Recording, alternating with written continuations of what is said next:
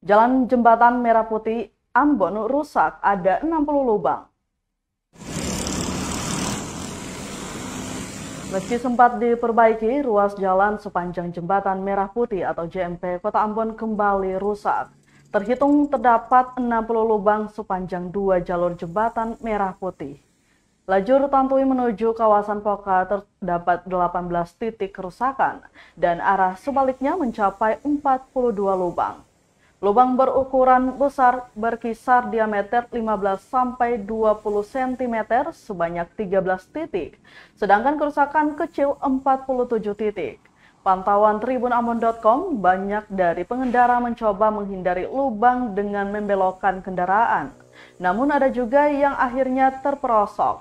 Salah seorang pengendara motor, Peter Uwas, menyebut kondisi ini cukup berbahaya, sehingga harus lebih berhati-hati saat melintas.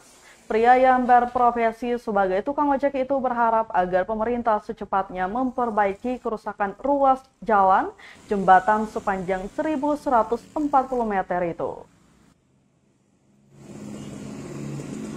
Bang, sebagai pengendara ojek, kalau misalnya lewat di JMP, perasaan supaya jangan sampai ada kecelakaan.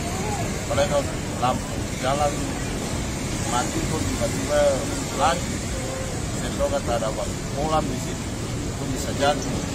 Jadi mengharap bayangkan supaya jangan ada kecelakaan. Bang, harapannya untuk pemerintah begini, ya harapannya lebih baik ya kan secepatnya bisa perbaiki.